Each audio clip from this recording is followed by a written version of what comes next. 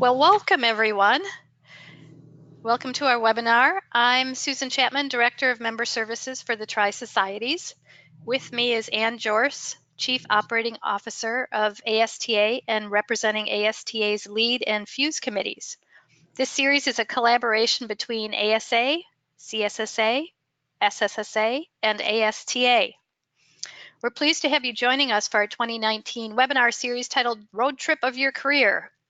This series, using a road trip metaphor, addresses some of the biggest forks in the road that we all face throughout the journey of our careers. This webinar, Don't Make Me Turn the Car Around, Managing Work-Life Balance, focuses on implementing a balanced approach to life and work. There's just a few notes before we begin. You're welcome to ask questions via the question box on the lower right of your screen.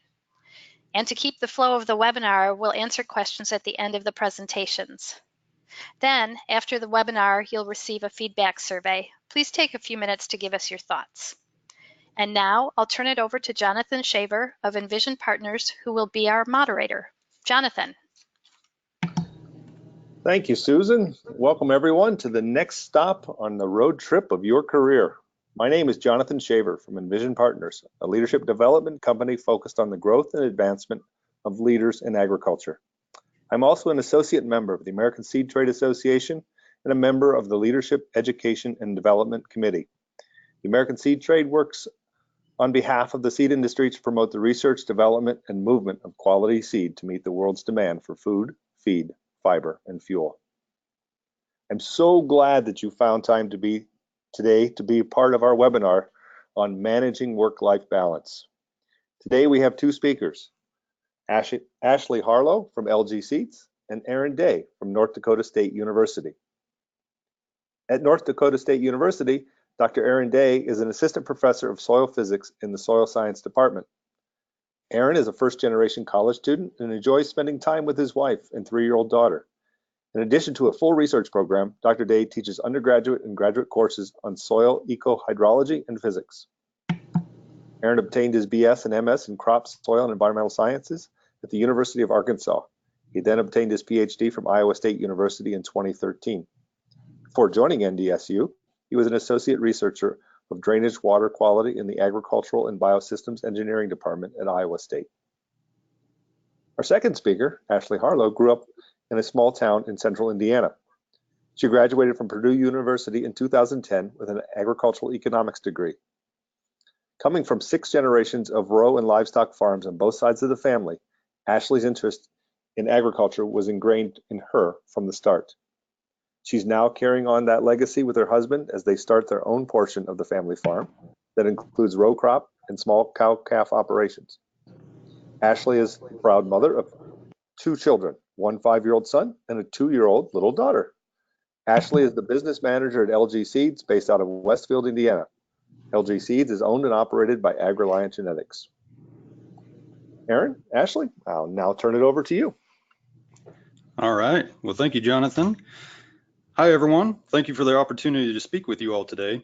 In the following slides, I'll briefly provide some evidence which shows that long work hours can lead to a loss of productivity. I'll also talk about some concepts about managing time and how to also strategically implement a balanced approach to life and ensure that what you do fits with your goals while also maintaining your values. Now, before we get started, I thought it'd be nice to show the person behind the voice. I typically spend any given day either teaching, doing research in the lab or field, providing extension talks, consulting on systems to enhance environmental quality or food security, and also providing service to the crop, soil, and agronomy societies. So like everyone else, I have a large and diverse set of work goals. I also have a wonderful family. My wife, Jill Machenbacher, and my 3-year-old daughter, Ruby Opal. And we value traveling, spending time together, and laughing every day. So to kick things off here, we're going to take a quick live poll, and I want everyone to answer how many work hours do you put in per week? You should be able to see a poll show up on your screen, and please fill out your answer.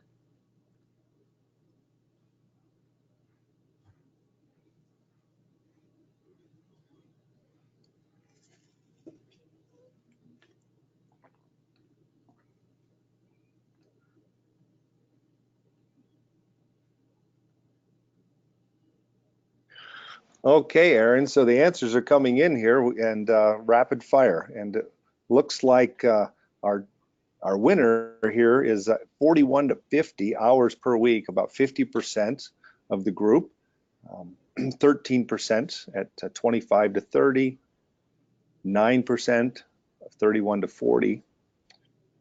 And then we have about 9% of the group at 60 hours or above, leaving us with 20 at 51 to 60. Okay, excellent. Right. Well, thank you everyone for filling that out.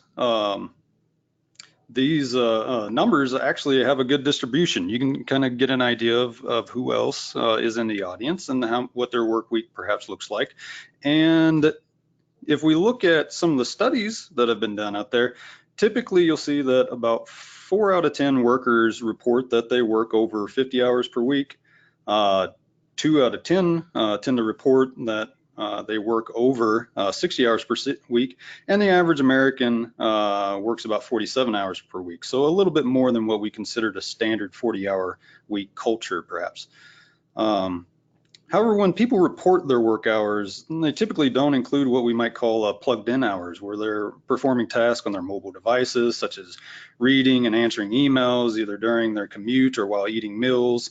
And then there is what I find incredibly fascinating, is that Americans are estimated to give back over $50 billion in unused vacation time to their employers every single year. Now, there are some pros to occasionally putting in long work hours, because let's face it, if you spend a few extra hours doing something, then something got done, right? And those few hours can help maintain progress on items with strict deadlines, particularly when life happens. So whether something urgent happens at work or at home that needs your immediate attention, unexpected situations or tasks will arise sooner or later, and you'll need to be able to find a way to give them attention, both to the urgent item as well as to your job and your responsibilities at home.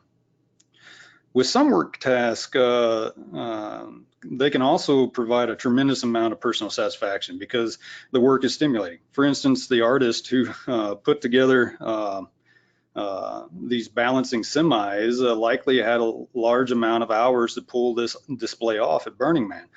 And so the process and the end product are very rewarding.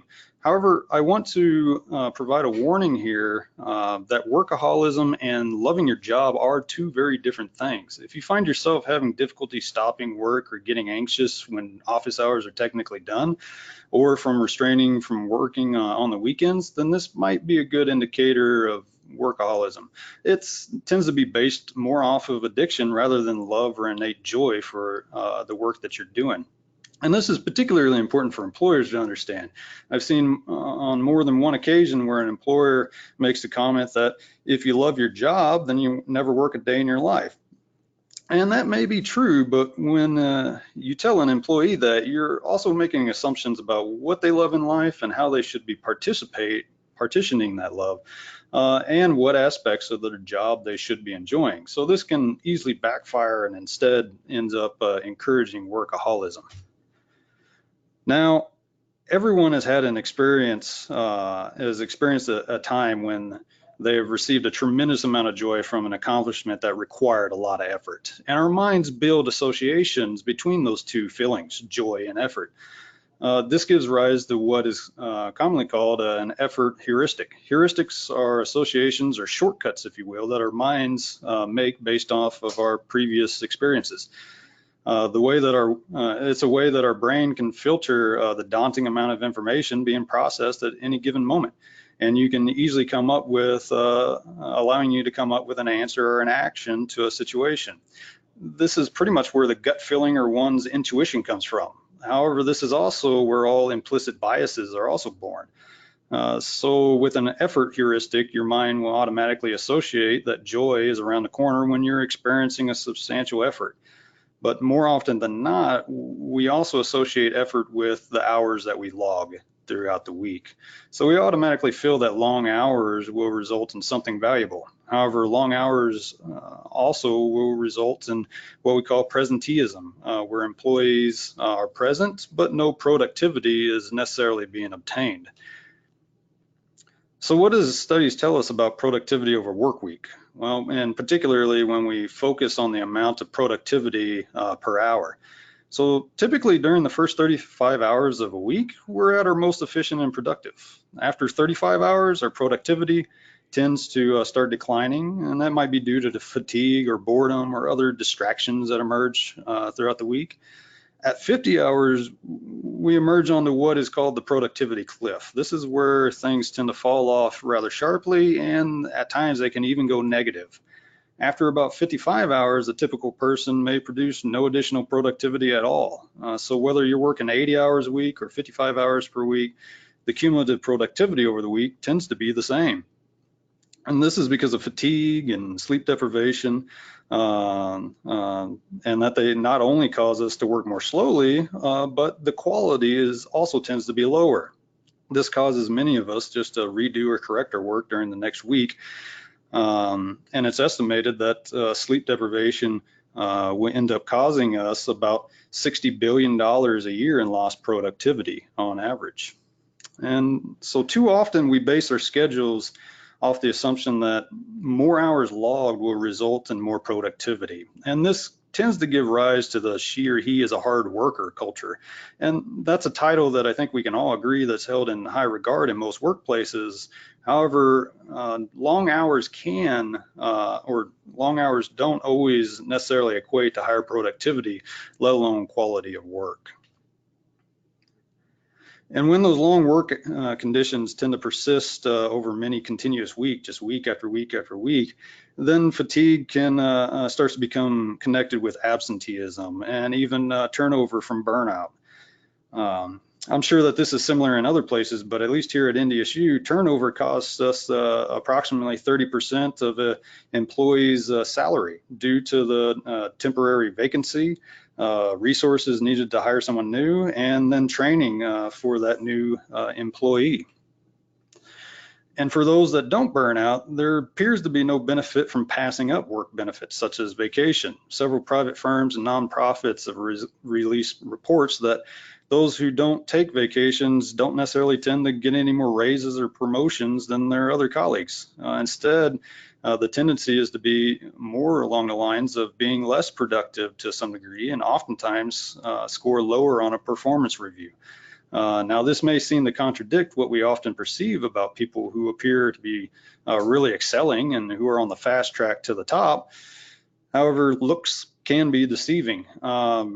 There's research out there that's shown that humans are the most productive in pulses rather than in continuous work. For instance, if you look at the best performers, whether they're musicians, athletes, or chess players, basically people performing a broad range of skilled physical or mental tasks, they tend to practice in 90-minute or less uninterrupted intervals and then take a break and recharge, even if that's only 20 or 30 minutes breaks out there. It helps recover so they can continue more high quality work when they do get back at it. In a work environment where you need to be interacting with others, fatigue can also stifle your personal interactions and mental clarity. When we lose out on effectively interacting with our colleagues, then we also lose productivity through that means. Research has shown that when we engage in a diversity of other peoples, particularly when they differ in how they perceive and experience the world around us, we're typically twice as likely to come up with successful solutions to very complex problems, even if we don't necessarily feel very confident about how the group is progressing. It is still working.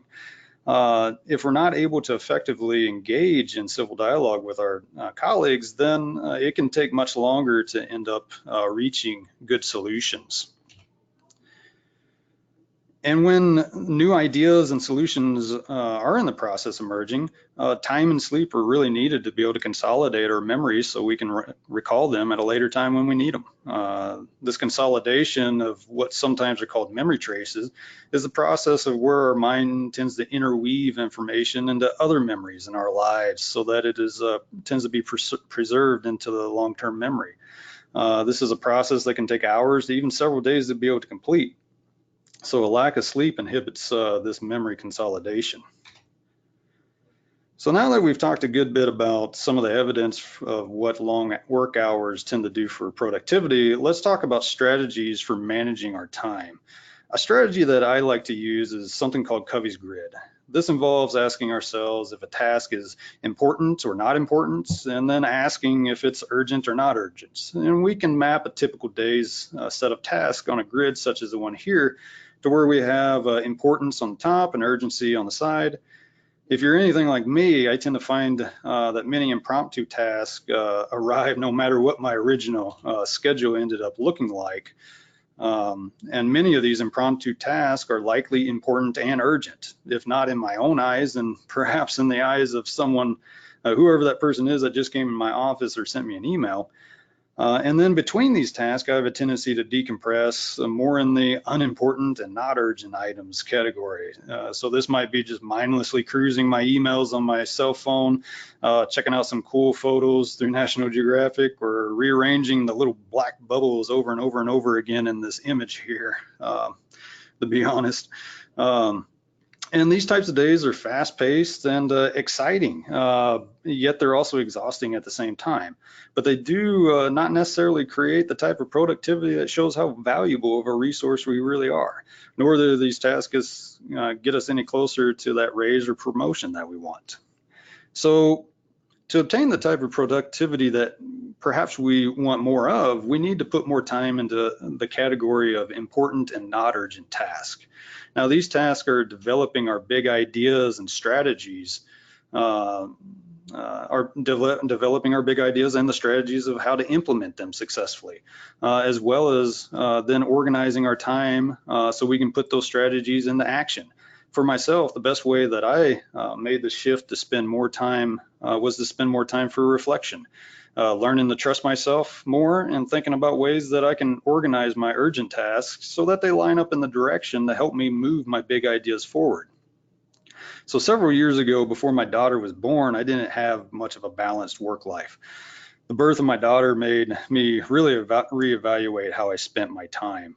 I didn't want to be a full-time worker and an absent father and husband, so I was forced to find ways to be more efficient with my time. And I soon realized that I spent too much time doing, to only find out that there was another more efficient way I could have done the work and saved not only time, but I could have made the quality a lot better. And sometimes this realization would have come so late in the task that I'd literally wasted hundreds of hours. So I spent a lot of time thinking about how I'm going to achieve a goal before I start the intense or monotonous doing phase of the work. Most of the thinking time comes during half an hour or so walks that I routinely take during work, or while bouncing ideas off my colleagues and graduate students' minds. The easiest way that I have freed up more of my time is to get another person's thoughts to help stimulate my own thinking. I've also started making rigid partitions in how I spend my time. And then also consolidating work tasks into pre-planned time slots during the day. So bouncing ideas off others perhaps is intuitive enough, but here's an example of making rigid partitions of how I spend my time. I don't let other people's procrastination really result in essentially an emergency for me. If someone drops by or emails me at 4:30 in the afternoon on Friday and says that they need something reviewed, edited, and returned by first thing on Monday, I tell them that I won't be able to look at it until Monday morning. And then when that awkward moment happens, and even if it's my supervisor, I just say that I'm sorry, but I won't be able to have time to look over it with any amount of quality until Monday morning. And by repeatedly sticking to this strategy and staying consistent with my values, basically valuing being a resourceful participant at work and also a present father and husband, my colleagues and I have learned how to better interact with each other. After several years, I now don't receive any of these emergency types of requests, nor do I get any emails or requests during the evenings or weekends. So I've learned to interact with my colleagues in a way that slowly molds them to how I choose to work. In return, they receive high quality work that's not rushed and not done while I was fatigued. And in return, I get to, well, one, go home and spend time with my family and thinking about our big goals and how to take actions to seek out our big dreams. And two, I get to show my colleagues that they can rely on me to always produce quality works, and that I won't let my procrastination necessarily cause emergencies on them either. Now, regarding consolidating work tasks into pre-planned slots throughout the day, I may, for instance, accumulate my emails throughout the day and reply to them only during particular hours. This saves me a lot of time, actually, and because it challenges me to be more decisive, concise, and clear when I do respond to emails.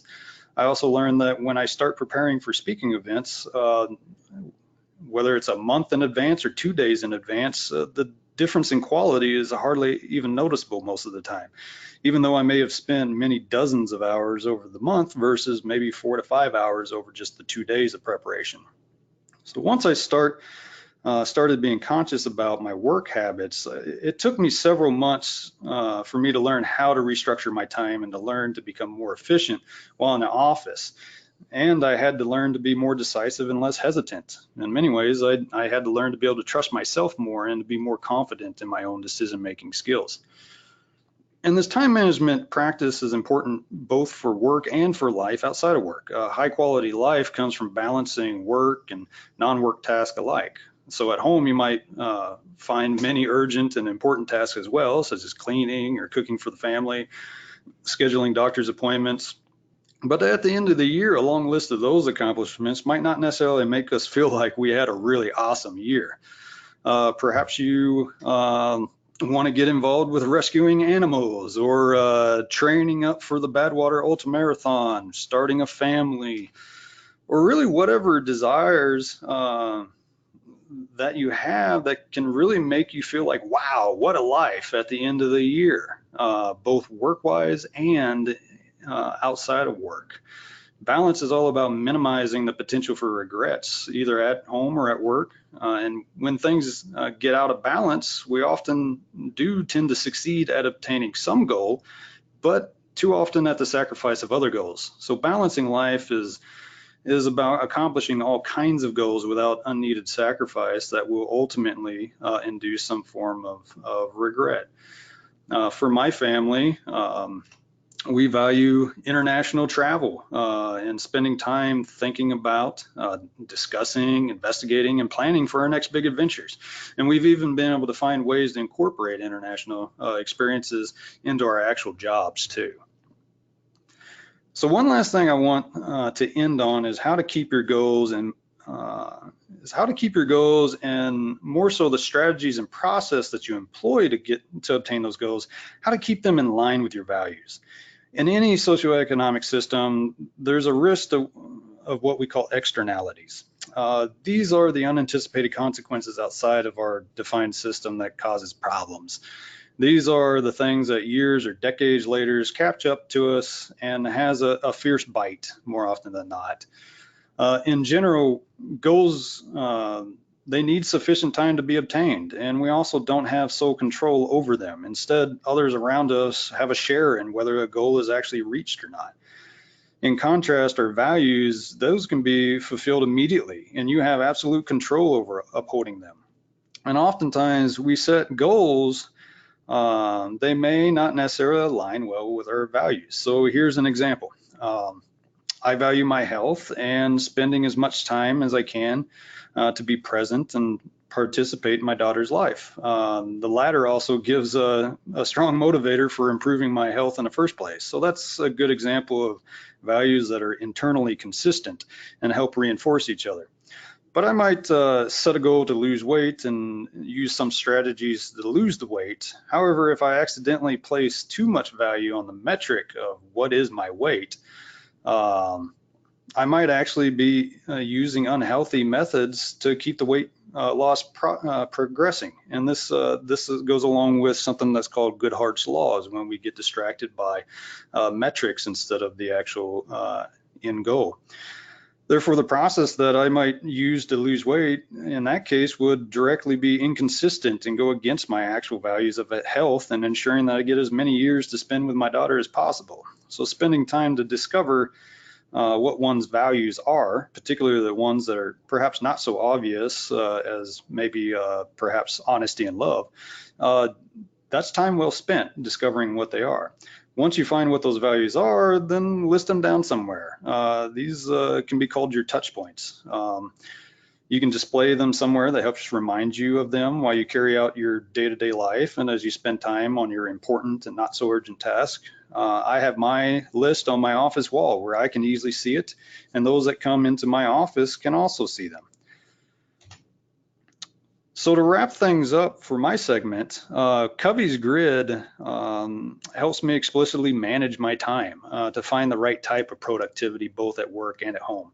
While my touch points help guide how I implement my big ideas and make sure that there isn't any unwanted externalities that end up accidentally popping up down the road, or at least minimizes the odds for them. So, and right here, here's a list of sources as well as my contact information for anyone that would like to contact me for more information, or if you want to share your story and have a conversation.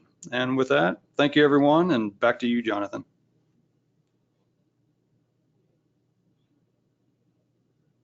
Very good. Thank you, Aaron, for those comments. And now, as we transition over, we'll hear from an additional perspective from Ashley.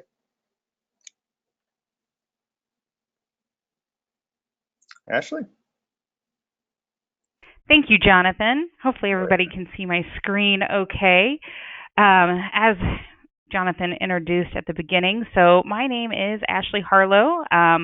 I'm a gal from Central Indiana, proud mama of two, with a lot of passion for the seed industry and trying to figure out and work my way through balancing a work-life approach while focusing on my family goals. So what I'm going to do today is I'm going to walk you through a very honest depiction of my personal roadmap in 2 acts. The way I've got the information laid out here for us today is I've got running in parallel how my career has gone along with my personal life, and pulling out some key milestones of my personal life and how it affected both my career and how my career both affected my personal life. Because if there's one thing I have learned is that you can't choose timing on anything, and life will happen regardless. And life is short and it is very delicate. So certainly in preparation for today's presentation and listening to Aaron's advice and the information he's bringing forth to us, I really encourage everyone to really soak this in, take it seriously. Certainly if you are early on in your career, there are certain pitfalls, which I'm going to highlight today in my presentation, that we fall into a trap and we think that what we're doing is right, but we really have to examine what it is our whole picture should be, where we should go, and making sure that we're keeping that balance and keeping that in mind. So as Aaron mentioned, when it comes to values and what your values are and getting those down in front of you, I've thrown mine up here on this first slide for us to walk through. So in my personal life, my personal values, number 1 is faith. Number 2 is, raising our 2 children to appreciate both the simplicity and the complexity that is life. I think it's, important as we embark on being the parents of the next generation, that that they understand the balance as a whole and everything that can encompass that. And then number 3, carrying on our family legacy, which you'll see that play out in my story. From my career values, you heard Aaron mention, honesty, absolutely, honesty and integrity, managing people and processes with dignity, and being an action-driven, focused movement maker. That's really the core values that I have when I think about building my career, where I wanted to go, and balancing that with my personal life values, and then our overall family unit goals. So let's jump into Act 1 of my story here. So I lovingly labeled Act 1 as discovery and adjustment. I'll be the first one to admit I wish I could have listened to a webinar like Aaron's, maybe as I was first getting started. There's certainly a lot of advice and a lot of impactful information there that can really help steer and lead you and get you thinking a little bit differently how you set things up in your career, in your personal life. But certainly, so in parallel, I started off, graduated from Purdue University. I made a transition. I moved out to St. Louis. And I would call that portion of it, it was a blissful transition, right? I was finding myself. I was really just understanding what it meant to be out in the world and start off a career and find my passion. So my very next step of getting out into the world and finding the career that was set for me, I was out in St. Louis. I had moved away from home, just getting my feet wet. But I knew that I was going to end up with my now husband, who was always planning to become a farmer back in Indiana. So this is the first time very quickly on that my personal life interjected in my career path. So at this point, I had been out in St. Louis. I enjoyed what I was doing, but I knew if I really loved this guy and I was going to make the transition, I was going to make the move, that meant I had to move out to back into Indiana. So I made that personal choice. I made that life-changing choice, and then came back to Indiana and started a career in the seed industry, which actually ended up igniting my fire. I really enjoyed the grain industry. I have a huge passion when it comes to the ag industry as a whole. But it wasn't until I was fully inserted into the seed industry that I found my full passion. Now, within that change, so just a little bit of personal background. So my husband and I got married. We knew he was going to start the family farm. We knew that meant we had a huge capital investment that we needed to work on, which meant he was going to be working on the farm during the day and then second shift working at Chrysler there in our local area. So that meant for me, I could really focus on my career, which I thought was great, right? I could focus on my career, put all my time and energy towards it, which then got me into a bit of a habit early on in my career where I felt like I'm still learning. There's a lot for me to learn. There was a lot for me to take in, and I needed to do it as quickly as possible, right? I needed to spend all of my time focusing on all of the details, absorbing as much information as I possibly could so that I could propel myself into my career, so that I could propel myself forward. I really honestly believe that. And at that time, when I think about my family unit, since my husband wasn't home during the second shift, I could, right?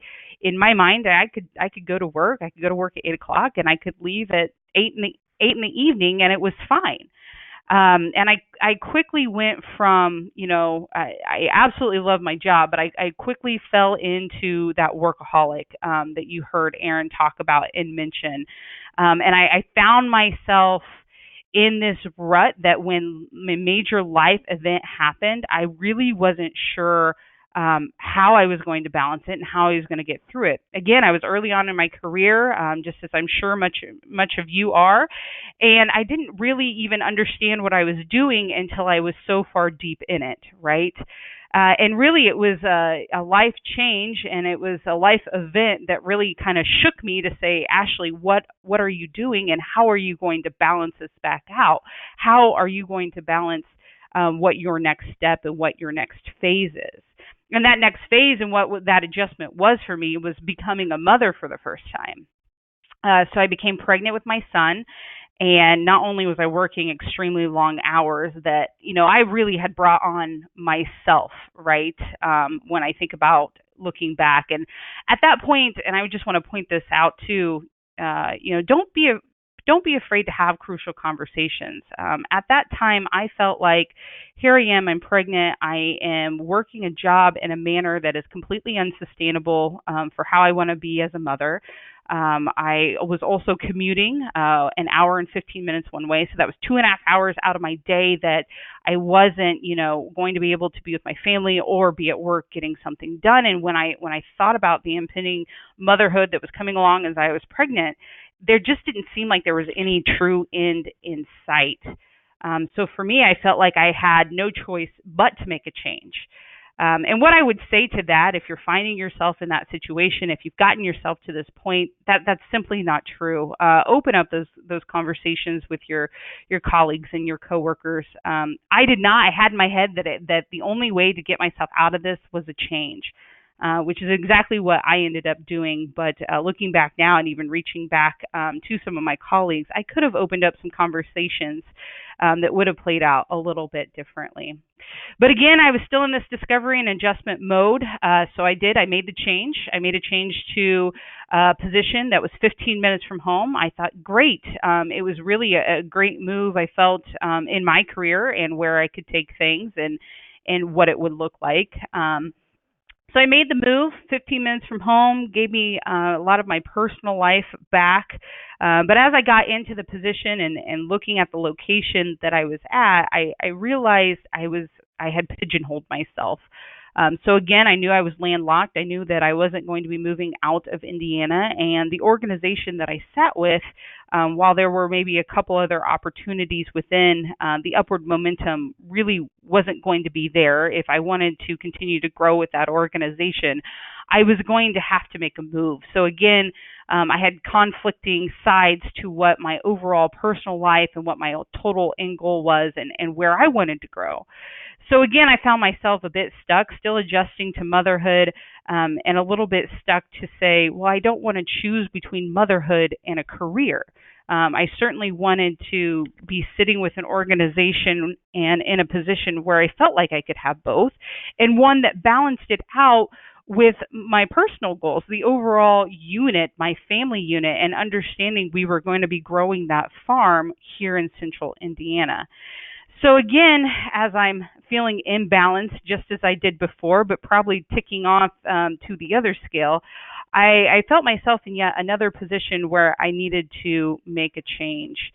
And that change I did. So as I continued to build out my family and looking to what those next steps could be, I did make another change. And when I made this change, I sat myself down and was very realistic about what it should be, what it meant for my whole picture, and how I could balance everything out and achieve everything that I both personally wanted and my family unit wanted, so that we could all grow in unison together. And this was a pivotal moment for me personally as I grew my career, and where we start into Act Two and finding that balance and building that balance. And I'm telling you, it didn't come soon enough. So I mentioned early on in this presentation, life will hit you.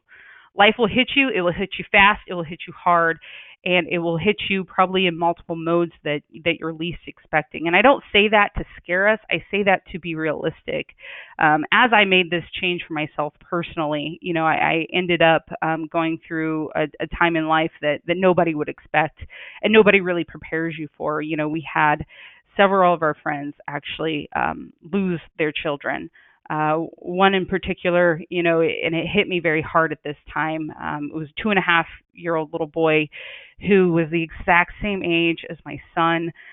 They were both blonde-headed and blue-eyed, and really, those kids were supposed to grow up together. They were supposed to go through 4-H together. They were supposed to go through FFA together, and it hit me very personally. While I couldn't ever imagine being that mother and being in her shoes, it still impacts you as the friend, watching them go through this and helping them and trying to help work them through such a tragic scenario that you can't even comprehend. And what I can say is I am so glad that I had gotten my house in order, that I had gotten my life in order, and I had started balancing and building. Because had this happened earlier on in my career, I'm not sure I would have had the right capacity to really help my friend out in the manner that she deserves and she needed. And I say this not to bring us down in this conversation. I say this because life will hit you. And if you don't have the balance and you don't have your whole unit in unison, it's going to be that much harder to be the type of person you're going to want to be, and to be the friend or the family member or the person to get through that. I can't express it enough. So I share that with you today just to remind us of the magnitude that we're dealing with and how important and how delicate life truly is. So as I continue to build my career and I continue to work through my opportunities, on into my personal life and my career, I continued to grow my career and continue to build my family and raise my family, which meant I had to continue to balance my priorities. So insert child number 2 in this next phase of life. So I was kind of teeter-tottering into a balance. I was in one role and I was pregnant. And it was really a building role for me career-wise. And I had some time and some opportunity to be highly involved in different activities and in different committees. As I had my second child and I moved into my third role with the new organization that I had made the change with to balance my life out, I took on a role that really was going to ask a lot more of me than what I was just currently sitting in. And again, I had to balance, well, what does that look like, and balance that priority list, and really think about what Aaron was talking about, and that Covey's model, and understanding all aspects of your role and what that can mean. There were certain areas I had to choose to sit out of to make sure that I kept that balance. There were things that I would have liked to continue to go and attend, and that doesn't mean that I don't get to attend and do some things later on, but I did make some decisions to step off some committees. I show this picture here with two dear friends of mine, Miss Samantha and Megan, holding up a flat board of my face. It was the first event that I could not attend because I had chosen to try to keep things in balance behind the scenes, which meant I had to shift some of my involvement in other aspects.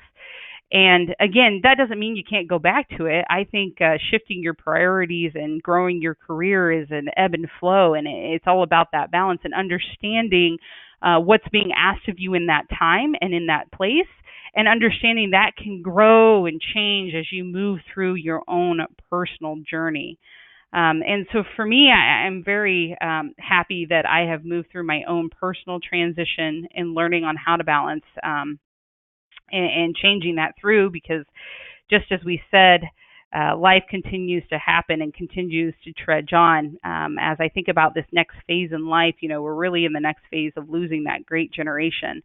And life is going to hit again, right? And for me, it did very personally with my grandmother passing. But, one of the values she passed on to me is just that positivity and zest for the human spirit. And that's, two factors that we've got to carry on throughout our personal and our career lives, that, if you stay positive and you have a zest for the human spirit, it's going to take you far and it's going to keep you whole. So with that said, I just wanted to open it up for some commentary with the group, open it up for questions as we wrap up this conversation. Very nice, Ashley and Aaron. Thank you so much for sharing your experiences and your perspectives. I could hear from both of you how important this topic of achieving the life balance is to you. And I'm positive you provided lots of examples for our listeners, information for our listeners that they can use. So now I'd like to invite all of our listeners to begin sharing the questions. We've had a lot of them coming in as we were hearing the presentation, comments, things that people found to be very useful. So as we continue these questions for the next about 15 minutes we have, please continue to type those questions in, or your comments, and make them visible. And I'll pick some and help keep the conversation going. Okay. So one of the very early questions that came in, and I think this one's I think both of you can talk to this point, and that's about telling the difference between addiction and love. I'd like to give that a shot. I'll jump in, and I'm sure Aaron will have lots of commentary to add. I very personally had fallen into that space. I am very passionate about the industry and what we do, but it was I had spiraled down the path early on in my career on just achieving something, getting something done, achieving something, getting something done, turning something in. Almost even to the fact of just getting that praise that, hey, you got this accomplished, and that's great.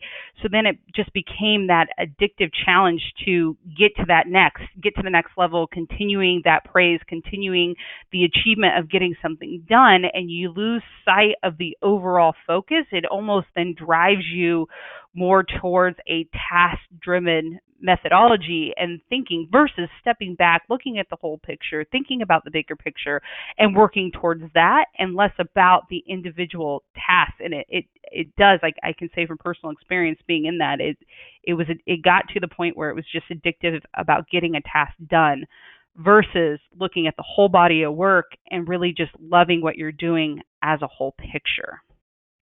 Mm-hmm. All right. Yeah, I would echo along with that too, that, it can be very difficult to differentiate the two, especially early on.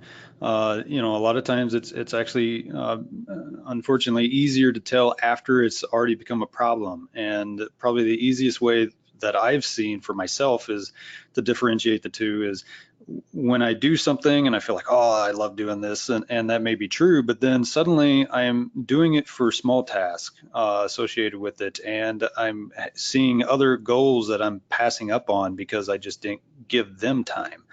That tends to be a good indicator for myself because I've been in the past very prone to workaholism as well. Mm-hmm. Right. And I heard Ashley say there that if you're not working for your values, but you're actually working for the goals. Right? And that's something you had talked about earlier, Aaron. That right. Exactly. Yeah. Sometimes we can get so fixated on the goal that maybe the goal has some good aspects to it. It's a worthy goal of going after. But when you go after a goal, if we spend some good time thinking about what's the process to get to that goal, the goal, the end result should emerge out of the process. And so we want a good, healthy process to where that goal can emerge from it and be fruitful without having some other externalities end up showing up. So that's one of the things that I really rely on, having my list of touch points on my wall, is they remind me of my values, because I set all sorts of goals, work and at home wise. And then when I think, how am I going to reach that goal and develop the process, I double check it with my list of my values, and if it crosses any of those, then I put more thought into it until it does get in line, and it helps prevent me from going into a workaholic mode. Mm-hmm. Good. Yes, I get that. That's very good. Thank you, Aaron. Thank you, Ashley. Here was another question I think that was a bit of a challenge, and that's toward the work ethic culture. So somebody said agriculture is such a work ethic driven culture. And I might add, from my experience in graduate school can be that way too. So how do you challenge the system? Oh, that's a that's a fantastic question. That's a big scale cultural structural question right there.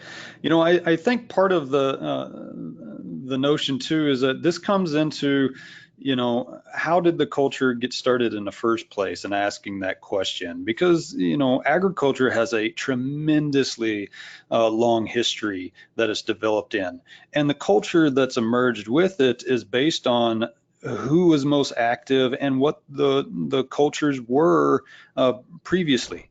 And perhaps that matched the word. It was perhaps more of a single parent working, one, I'll use parents for example, just because I'm a parent, but one spouse working, the other spouse tending in the home. And so it was very split on what the role responsibilities were identified in the past. And today we see a much more variable and dynamic and diverse set of house homes in all sorts of regards. And so part of when a work culture really develops, whether it's in agriculture or anywhere, it's emerging out of its past. And so I think the best way to start changing that is to just identify what it is, and does it match our employees or our family members? Does that match, and does it make sense? And jointly as a community, we can start making progress to update cultures to be able to match us. Maybe the culture matches some areas fantastically for some areas, and not so much in other areas. And so, ideally, we'd be able to like them to mold and be updated to match the way that we have to face life within our own households. Mm-hmm. And I would add to that, I think Aaron really hit on it hard in his presentation, and I just want to reiterate it to the group is that, we really teach people how to treat us, right? And we've got to make sure that we are setting those boundaries. You can't wait for somebody else to set that for you. And Aaron had the great example of, hey, if somebody procrastinated, sends me that email later on in the day and says I need it immediately, that doesn't mean we have to react to it. And over time, we start building the understanding of this is how we're going to work, and it's going to take all of us reacting in that manner to really change the overall culture, and that you as an individual have to set that standard and not wait for somebody else to set it for us. And it's a process that takes time. It can take months, even years for yourself to get used to it, let alone for those around you to be able to become comfortable with it as well, because it takes time to be able to demonstrate that things will get done, things will be of a high quality, and you can rely on that no matter what my work style is. So there's two levels to this work ethic culture. One is the culture of the organization in which you're working or you're studying. The other is the expectations of your supervisor. And if I hear correctly, the place we have the ability to make the most impact is having that conversation with our supervisor, using the words teaching people how to treat us, right? That Ashley just highlighted. Exactly. Yeah, one of the things that I think is great, for employers to be able to do is like for the folks that I supervise, I ask them, are you having to work during the weekends? Are you getting enough sleep? Are you putting in times in the evenings? And if you are, then what can we do to be able to make those things be able to accomplish them during the workday, so it doesn't drag over outside of the work for it. And I think even initiating that conversation can help start planting that seed for the culture to emerge for whatever your group needs to be really successful in all aspects of life, in and out of the workplace. So, yes. So what you're saying there is that I'm looking for the question here to repeat it, that we have to achieve that. We have to have that conversation. You were speaking though from a supervisor's point of view, that you manage that. You make sure that the workplace is a place where we get things done efficiently.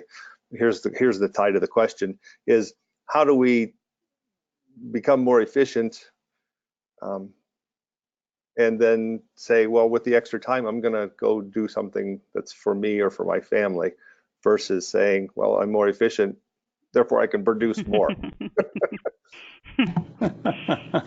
Yeah, that's a great question there, because why not produce more if you can? It's kind of probably the end result, the thought that we're all thinking. Yeah, if we get more efficient, then that just means we can get more done.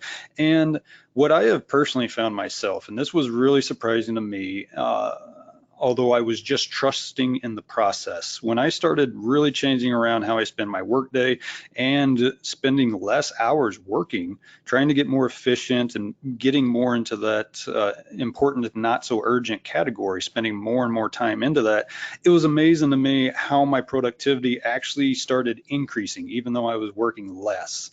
And it's hard to even now for me to think back and put my finger on exactly how that happens, but it was. Once I started changing, there was not only the goals that I shot for started getting obtained and making progress towards them, but new things started emerging out of it. And I think that's the real benefit of having focus on the process of obtaining a goal. Because if you focus just on the goal and you employ whatever process to force that goal to happen, then you might reach that goal. But I think it tends to restrict new things to be able to emerge out of it that can be really fruitful that you may not even have anticipated. So new opportunities can emerge out of a good process, I think. And one thing I'd add to that, because if if we think about the climate we're in, if we think about the agricultural industry, you think about specifically about the seed industry, we all know what we're dealing with, right? Everybody is going to be asked to do more because of where the economy is today, right? That's just the nature of what we're really sitting in today. And one thing that I have come to learn, especially recently over the past couple of years, taking on my new position, helping my organization as a whole grow and react to our economic climate and where we're sitting at, is really examining each task that I'm doing and saying what truly needs to be done out of that task. Which is going back to what Aaron's saying, but also taking it to the next level and saying it doesn't have to be perfect. We sit and we spin on things because we're looking for perfection, because we are highly motivated individuals and you want everything to be absolutely perfect, when we know at the end of the day there isn't anything that is truly perfect. And we need to start realizing and accepting that this is good enough to get this task done. This is where it needs to be to move it forward.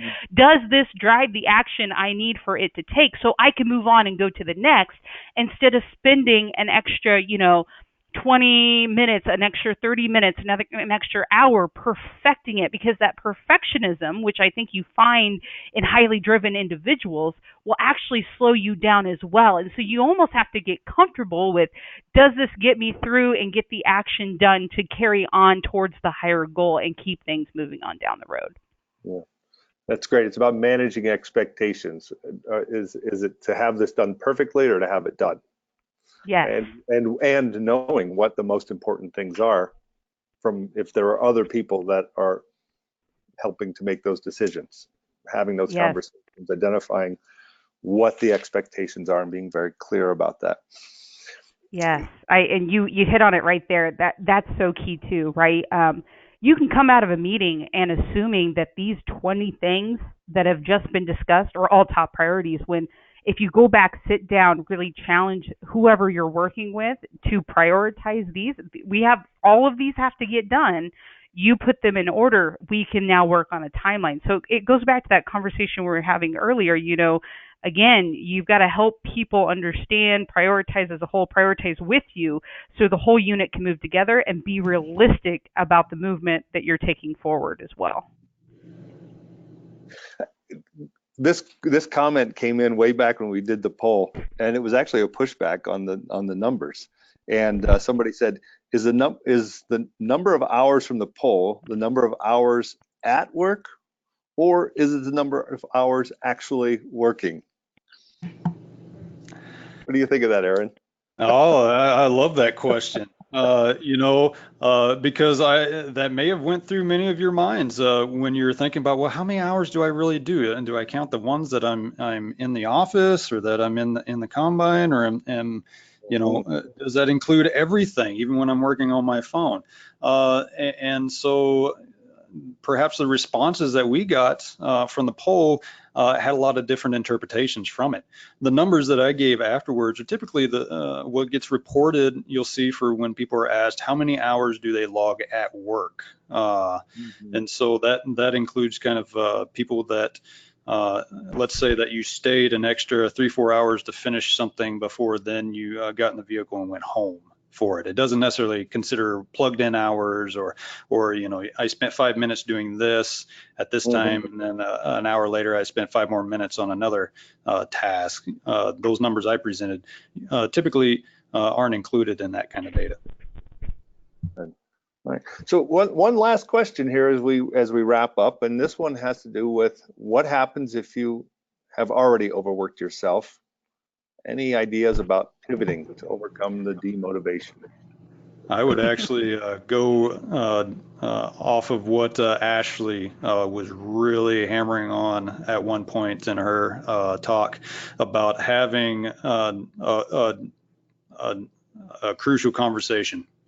One of the things that my wife and I that we do all the time is essentially what we call keeping it real, using her phrase. We'll have those tough conversations saying, it's like, is what we're doing right now in balance with what we want?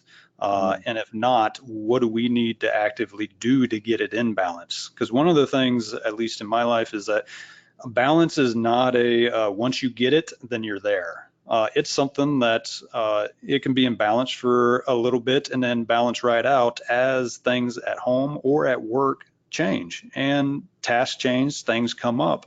And so it's a continuous balancing act, and having someone to have a conversation with that you trust and that you really value to keep it real with you can go a long ways for helping identify the things that perhaps aren't easy for you to see, let alone to hear from someone else, but they're very valuable to have.